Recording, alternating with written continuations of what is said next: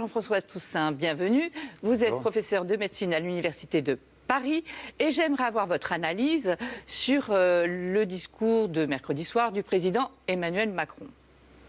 Les mesures qui ont été présentées mercredi sont à mettre au regard de ce que l'OMS, par la voix de son envoyé spécial, David Nabarro, envoyé spécial pour le Covid, nous précise sur les risques. Donc, monsieur Nabarro est envoyé spécial de l'OMS pour le Covid, en charge que du Covid. Absolument. Ouais. Et ce haut responsable de l'OMS a été président et conseiller du secrétaire général de l'ONU pour le développement durable. Ce que nous précise David Nabarro est que les dégâts collatéraux du confinement, des confinements partiels et de l'ensemble de ces mesures de restriction sont tels sur l'augmentation de la pauvreté, sur le doublement de la malnutrition dans le monde, qu'il ne le recommande plus actuellement à l'OMS. Donc vous êtes en train de nous dire que ça va totalement en contradiction avec ce qu'on peut appeler un confinement nocturne, partiel, nocturne, ce qui n'est pas sur toute la France, mais sur quelques régions et pendant certaines heures. Donc ça va à l'encontre de ce qu'a annoncé M. Macron ? Ce que l'on voit, c'est que nous n'avons aucune étude scientifique qui permette de soutenir l'efficacité du couvre-feu actuellement sur la Covid. Dans aucun pays du monde, aucun pays n'a étudié et montré l'efficacité de ces mesures. Mais ce qui a été fait en Guyane, ça a montré son efficacité ? L'efficacité de la Guyane est essentiellement liée à la vague sud-américaine qui s'est produite dans le même temps. Et l'on ne sait pas, parmi l'ensemble des mesures qui ont été prises, si le couvre-feu y est pour quelque chose, en plus ou en moins. Mais quand vous me parlez de l'OMS et de M. Nabarro, est-ce que c'est à destination des pays pauvres ou est-ce que c'est à destination de tous les pays ? C'est à destination de l'ensemble des pays qui ont montré à chaque fois, 6 mois après que le confinement a été utilisé dans l'ensemble des pays du monde, des dégâts économiques et sociaux qui forment actuellement la vraie deuxième vague en cours de se lever. D'accord. J'entends ce que vous me dites.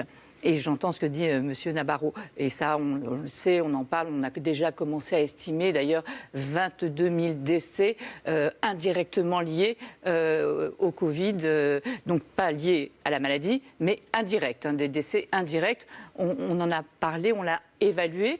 Mais ce qui m'intéresse, moi, c'est de savoir ce qu'on fait. Quand on se retrouve avec une augmentation du nombre d'entrées en réanimation, quand on se retrouve avec des hôpitaux français qui sont surchargés dans certaines régions de France, quand on se retrouve avec une augmentation comme ça régulière depuis quelques temps. Une augmentation régulière, c'est bien ça. Une augmentation qui est 30 fois inférieure à ce que nous avons connu au printemps. Oui, mais on oublie le printemps. Sans comparer au printemps, là, actuellement, lorsque l'on assiste à ça, que doit-on faire, d'après vous ? Il est important de comparer au printemps parce que les vitesses sont celles qui vont déstabiliser les systèmes de soins. Or, le système hospitalier, depuis le printemps, avait une certaine capacité à se réorganiser à condition que l'État joue dans ses capacités d'organisation, la redistribution et l'ensemble des moyens matériels et humains qui étaient nécessaires. On va dire qu'ils n'ont pas joué. OK. Maintenant, qu'est-ce qu'on fait ? Moi, c'est ce qui m'intéresse. Imaginons que vous soyez un décideur. Quand vous voyez cette augmentation du nombre du nombre de cas, à la limite, le nombre de cas, ça ne veut pas dire le nombre de malades, mais le nombre de cas positifs, quand vous voyez que ça ne cesse d'augmenter, quand vous voyez que le nombre d'hospitalisations ne cesse d'augmenter, quand vous voyez que malheureusement, le nombre de décès, même s'il n'est pas énorme, c'est toujours beaucoup trop, et surtout, c'est en régulière augmentation. Qu'est-ce qu'on fait ? L'augmentation du nombre de décès est actuellement essentiellement liée à des facteurs environnementaux qui sont liés au refroidissement de la température, qui donnent des températures optimales à la propagation du virus. Maintenant, sur l'augmentation des hospitalisations et des réanimations, qui est réelle, elle aussi, on voit très bien que s'il faut mettre quelque chose, c'est à l'hôpital, c'est dans les situations dans lesquelles les systèmes de soins publics et privés doivent être en capacité de soigner ceux qui en ont besoin. Or, ces moyens-là sont à disposition pour augmenter le nombre de places, pour augmenter le nombre de techniques et pour surveiller ces patients qui doivent être... Mais pardonnez-moi... Pourquoi est-ce qu'on ne l'a pas fait auparavant ? Pourquoi ne le fait-on pas maintenant ? Ça, nous sommes d'accord. Pourquoi ne le fait-on pas maintenant ? Mais on a l'impression que vous êtes un peu hors sol. Quand vous dites ça, les médecins, ils sont épuisés. Les soignants, ils sont épuisés. Il y en a beaucoup qui sont en arrêt. Quand on dit qu'on part avec une armée qui a appris du Covid, oui, ils ont appris. Mais en même temps, l'armée, elle est totalement affaiblie. Elle a été décimée, notre armée de défense, nos soignants, notre force soignante. Donc comment voulez-vous qu'on fasse actuellement ? puisque les choses n'ont pas été faites avant. Donc on ne va pas revenir en arrière, ça on ne peut pas le faire. Donc, comment que faire fait-on pour aujourd'hui ? recruter? Comment fait-on pour ouvrir ces postes-là? Comment fait-on pour aller chercher, au milieu d'une guerre, au milieu d'une bataille, le nombre de sujets nécessaires? Oui, mais quand on ne peut pas le base? faire, qu'est-ce qu'on fait? Je ne sais pas comment on peut définir qu'il n'y a pas les moyens de se battre alors qu'on a décidé de reculer, de battre en retraite. Si l'on décide d'avancer dans cette bataille, alors à ce moment-là, on va chercher, convaincre et payer les gens qui sont en capacité de le faire pour pouvoir monter au front face à un virus qui, une fois de plus, n'a plus la virulence du printemps. Combien d'années de médecine avez-vous fait?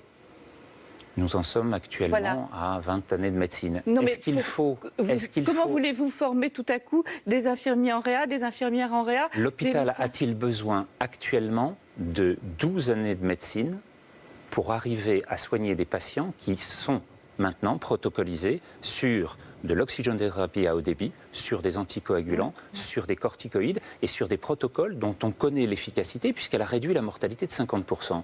Ce qu'il faut surtout, c'est avoir des forces vives, notamment pour retourner en réanimation, les patients obèses, les patients sédentaires qui ont besoin de se positionner en position ventrale et en position dorsale, et sur lesquels, là, on a d'énormes besoins.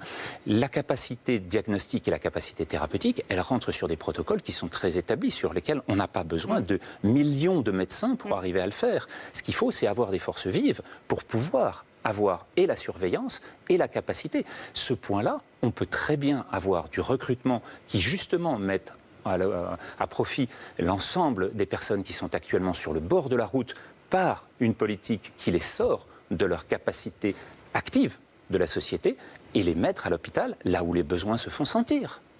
D'accord. Donc vous, en fait, ce que vous préconiseriez, ce serait d'utiliser donc d'autres forces qui ne sont pas forcément des personnes formées à la réanimation, etc., pour s'occuper des patients, et surtout de cibler, d'aller vers les personnes à risque, vers les personnes fragiles, c'est ça, si j'ai bien compris ? C'est essentiellement la focalisation de la prévention qui va permettre, par rapport aux patients qui en ont le plus besoin, une fois de plus, l'épidémiologie n'a pas changé. Quand vous dites la focalisation de la prévention, ce sont les gestes barrières, et notamment limiter les contacts, donc... ça, c'est de la prévention primaire. Ce qui est important aussi, c'est de regarder comment l'épidémiologie a évolué. Or, elle n'a pas changé. Ce sont toujours des sujets âgés, ce sont toujours des sujets avec des facteurs de risque métaboliques, sédentarité, obésité, diabète et cardiovasculaire, qui forment l'essentiel des patients en réanimation et l'essentiel des décès.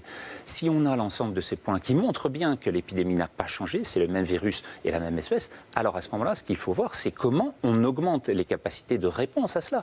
Comment se fait-il que depuis 6 mois, on n'ait pas été en mesure, alors que très clairement le gouvernement n'a pas suivi les analyses que nous pouvions faire, mais beaucoup plus celles que lui présentait le Conseil scientifique, si à partir de ce moment dans lequel il était placé, l'ensemble des moyens avaient été mis progressivement en face, si l'ensemble des ARS pouvaient disposer de cela, alors à ce moment-là, les 4000 lits qui ont été annoncés vendredi dernier bénéficient à l'ensemble de ceux qui en ont besoin. Non, mais ça, nous sommes Ce que d'accord. nous disent les urgentistes, Frédéric Adnet à Bobigny, ce que nous disent les réanimateurs, c'est qu'il y a un besoin considérable d'aider des patients qui ont des formes moins sévères, qui ont des formes dont la durée d'hospitalisation en réanimation est plus courte et qui retournent en hospitalisation conventionnelle. Il faut à ce moment-là augmenter les moyens de cette phase de surveillance et d'un retour dont, une fois de plus, on voit que la mortalité a été diminuée de moitié au sein des protocoles hospitaliers.